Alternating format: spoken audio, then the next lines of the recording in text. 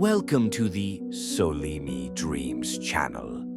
Gently turn off the lights in your room, slip on your headphones or set the volume just right and close your eyes. I hope sleep finds you peacefully, perhaps even before the story comes to an end. So now, without delay, let me softly begin tonight's story. The shadow of Blackrock Mountain. Ever since childhood, Greene had been drawn to the mountains. They represented freedom, solitude, and endless challenges. After completing dozens of successful climbs around the world, Evan set his sights on Blackrock Mountain, a lesser-known but notoriously treacherous peak nestled deep within the Cascade Range. Legends whispered in mountaineering circles suggested an unsettling history. But Evan brushed aside superstition, craving instead the raw thrill of conquering the summit. It was late October when Evan arrived at the small village nestled in Blackrock's shadow. The locals were wary, watching him with suspicious eyes from behind drawn curtains. Only an elderly man named Samuel dared to speak openly about Blackrock. "You shouldn't climb that mountain," Samuel warned, his voice husky with age. "People who go up there, they don't come back the same." Evan dismissed the old man's caution as mere folklore. The following dawn, under a slate-gray sky, he began his ascent. The climb started well.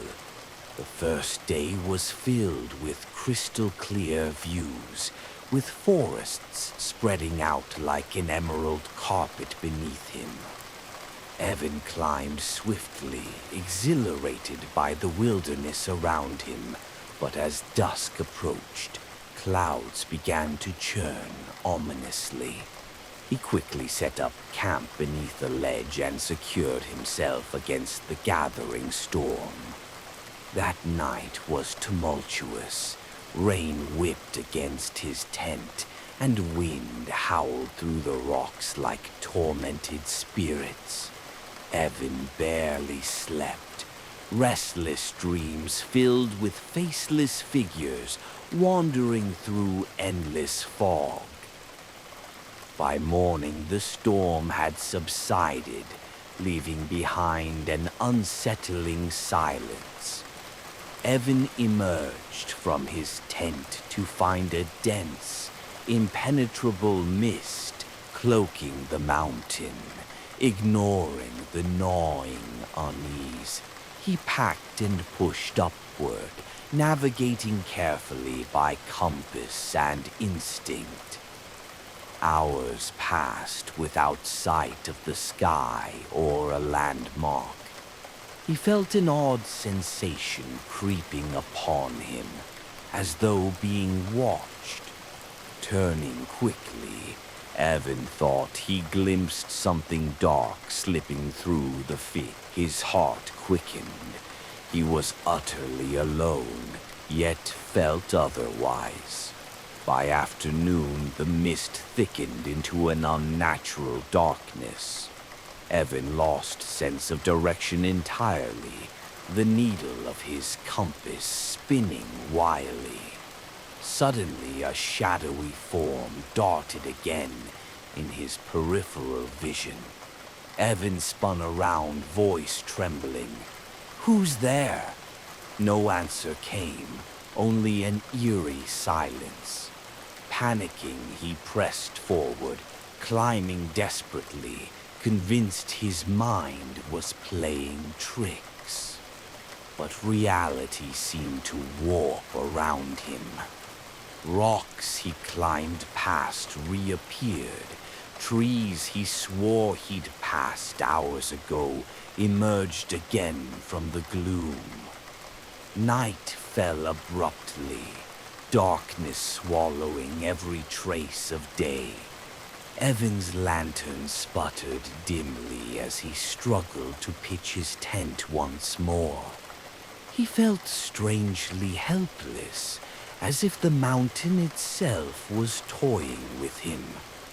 Exhausted, he drifted into a fitful sleep plagued by nightmares. In them, shadowed figures surrounded him, whispering words he couldn't understand, their voices an insidious hum, urging him deeper into darkness. He awoke with a start, drenched in sweat. Outside, something scratched lightly against his tent fabric. Evan froze, breathing shallow. A whispering voice came softly from the darkness, almost pleading. "Come out, Evan. Come and see." His mind screamed to stay put, but curiosity, or perhaps madness, pulled him from the tent. Evan stepped into the mist, lantern shaking in his grip. Nothing moved, yet the whisper continued, drifting from just beyond his vision. Closer, this way. Hypnotized, he followed the voice, which led him deeper into the foggy maze. After what felt like hours, he stumbled onto a narrow, hidden path winding steeply upward. The whisper ceased. Realizing he was utterly lost, Evan tried to retrace his steps, but the path had vanished. Panic surged through him, replaced quickly by cold dread. He pressed upward, hoping higher ground might clear the fog. The path terminated abruptly at the mouth of a cave. Its entrance, like a yawning mouth, was framed by jagged, teeth-like rocks. A chill radiated from within, but strangely, the whisper beckoned him again from deep inside. Evan hesitated briefly, then stepped into the darkness. Inside, the air was thick, smelling of moss and decay. Evan's light barely pierced the gloom. He stumbled deeper, every step heavier than the last, as if unseen hands pulled him further into the belly of the mountain. Suddenly, Evan entered a cavern illuminated by pale, luminescent moss. At its center stood a stone altar, ancient and cracked, stained dark by age. Or something else.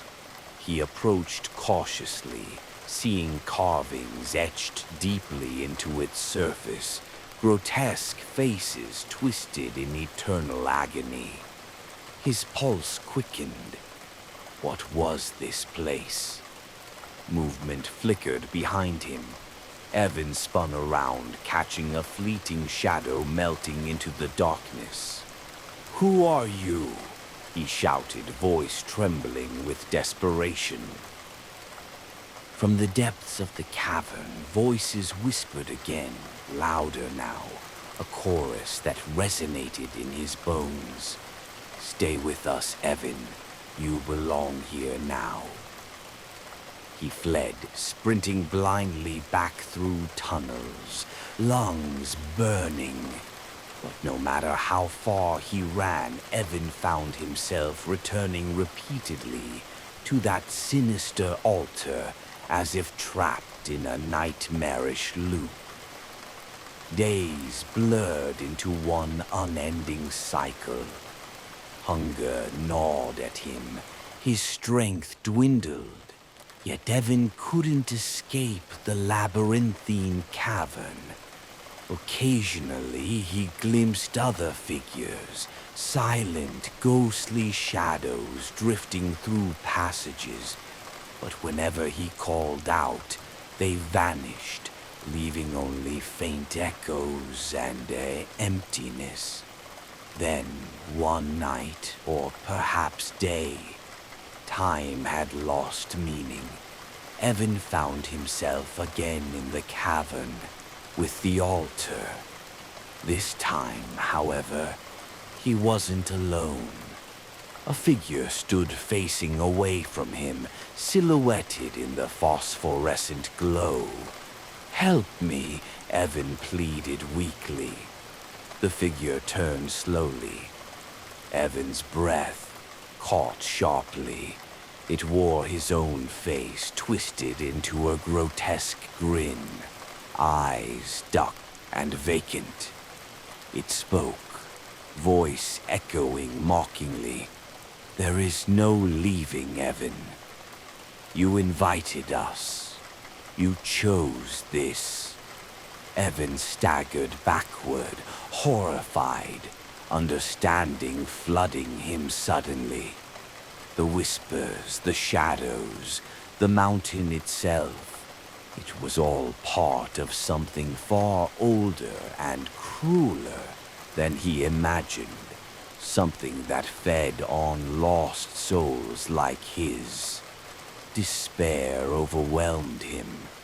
Yet, with one final surge of defiance, Evan turned and sprinted toward a distant pinprick of natural light, desperate hope driving him forward. He reached the cave's entrance, gasping in relief, but froze instantly. Outside the cave was not the world he knew. Instead, a vast, featureless plain stretched endlessly beneath a black, sunless sky, filled only with wandering, shadowy figures. Lost souls like him, forever trapped between worlds. Evan collapsed to his knees, a hollow cry escaping his throat. The figure from the cavern, his twisted doppelganger, stepped out beside him. "You see now," it whispered cruelly. "There is no escape. Blackrock owns you now." The realization crushed him utterly. Evan rose numbly, beginning his endless wanderings across the shadowed wasteland, becoming just another ghostly figure haunting the eternal mist around Blackrock Mountain. Back in the village beneath the peak, the locals exchanged knowing looks when Evan never returned. Samuel, the old man, shook his head mournfully, staring up at the shrouded peak. "They never listen," he murmured sadly. "The mountain always takes what it wants." Above, mist crept slowly down from Blackrock, whispering softly, forever hungry, forever waiting. I hope you've already drifted off into a peaceful sleep. If not, I truly hope the upcoming stories on my channel will help you get there. If you enjoyed this one, feel free to subscribe to my channel. I'd be so happy if you liked and shared this video with your friends. It means a lot and gives me the encouragement to keep creating more stories like this.